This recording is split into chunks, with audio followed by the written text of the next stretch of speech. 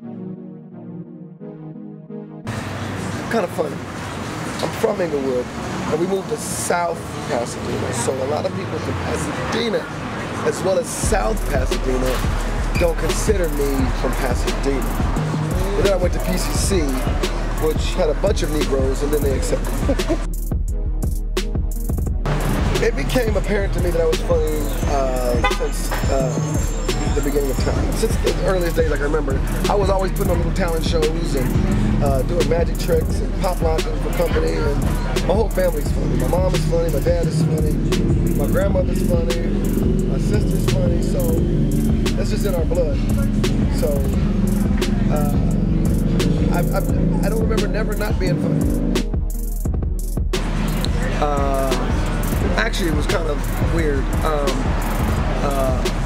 In terms of stand-up, first of all, I always wanted to act, but stand-up, I was at UCLA, and a friend of mine was talking to a bunch of girls. They were going around asking everybody what they want to be, and they said to him, "So what do you want to do?" He said, "I want to do stand-up." And all these girls were like, "Oh, I love comedians. My favorite is Eddie Murphy and Richard Pryor. You remember that one time we did this? I love comedians." What about you, Chris? I was like, comedian. Like, I had never ever thought about it, but I was like, I'm just as funny as him, so I know I could be a comedian too. So and that's what it happened. I started doing open mics at the Laugh Factory, and then at UCLA, where I went to school and graduated in 1990, they had Rush Week with the fraternities, and they would have comedy shows to initiate the new incoming frat people, whatever they call them. And we would do comedy shows during Rush Week, and that's where I kind of cut my teeth. And then the acting was, I kind of did a little theater at PCC, but the stand-up actually happened at UCLA, and then I became world-renowned within a year.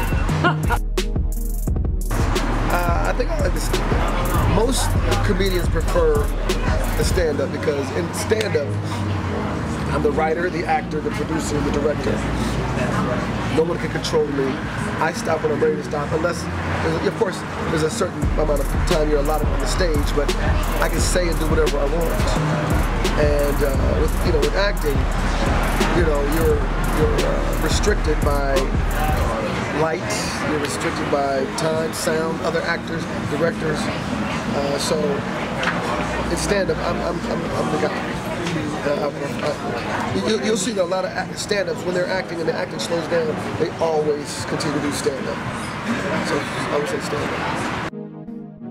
I guess my big break would probably have been the late night talk show vibe. I had done a few other things before, and I did a part of a small series called The Show, which was such a short-lived show, they could have just called it The Vibe, which was 1997. I had a late night talk show, and that only lasted 11 weeks, but I became kind of a household name in black households on that side of the ocean, and in parts of Pasadena, Kings Manor, Safety. So that kind of got me out there in terms of the country knowing my name. I'm doing that now because I got pretty good at it. A lot of people call on me to do that, but I have an ego and I'm handsome, so I know I'm supposed to be in front of the camera. So I'm doing this because I kind of want to be like a Tyler Perry or Adam Sandler or Larry David, where I'm actually producing the projects that I'm also starring in. So right now I'm kind of getting a hands-on education by doing these bigger projects with some of my more famous friends, the Kevins, the Jamies, and learning exactly what it is I want to do. So then when I come back, I'll know exactly, I'll have my voice, and I'll be able to, produce and direct myself, as opposed to always having to, lean on other people. No, I think it's definitely important to employ black people, because when you employ black people, they'll employ black people. And then hopefully they'll employ black people. And then we'll have more black people working.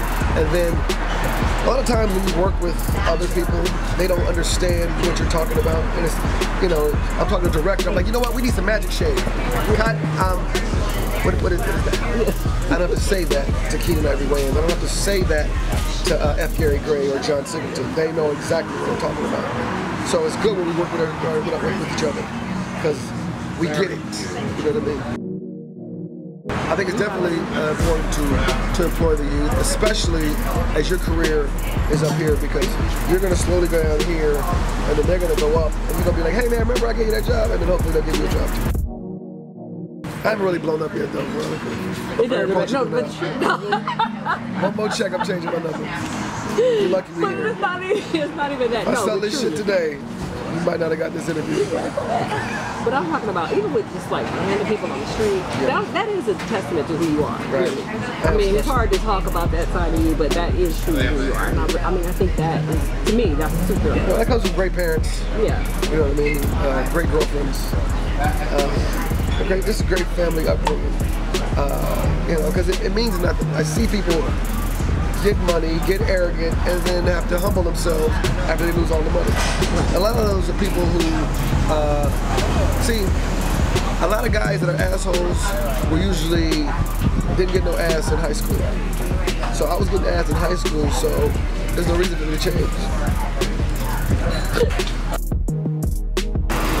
My future goals include continuing to produce and create Chris Spencer type vehicles, and to continue to employ the younger generation so that they can create vehicles that I can one day star in as well.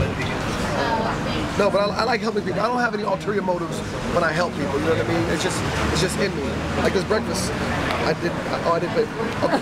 I would have paid for this breakfast because that's the kind of guy I am. But I just like to help people. I like to see people smile. I don't like anybody. I don't like confrontation. I don't like seeing people upset. I don't like seeing people broke. So I just like to help.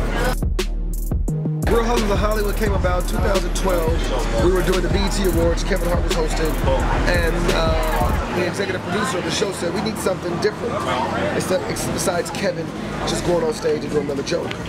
And I said, well, can we get some cameras and shoot something outside? He goes, yeah. So Kevin and I always noticed that we watched our wives watch these housewife shows, and we'd be like, man, turn that shit off. Wait, don't turn it off. What did he say? And we found out we were getting caught up. And then we were like, you know what? There are men who act just like that. Matter of fact, we're some of them. And that's when it kind of came about. So we did a sketch on the 2012 BET Awards. 2011? One of them. And then we just used our phone books and called Nelly, Anthony Anderson, Jermaine Dupri, Nick Cannon, and we just shot it. And it was a hit. And then the next year, Sam Jackson was hosting. We said, we got to bring it back. Stephen Hill, BET said, we got to put this on the air. And I am the co-creator with Kevin Hart of Black Hollywood. I like it. I mean, I like that we can create vehicles for ourselves. I think we get caught up too much trying to worry about white Hollywood. You know what I mean? Because, I mean, you know, let me take it back. We all want to be a part of Hollywood. You know what I mean? And the fact that we're in Black Hollywood and we're succeeding is great, but we want to be a part of Hollywood. Now, don't let anybody fool you.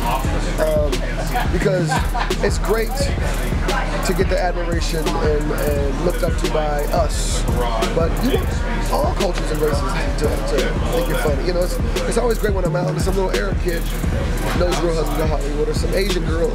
So I want more than just us to know my work. You know what I mean? There's more money in it.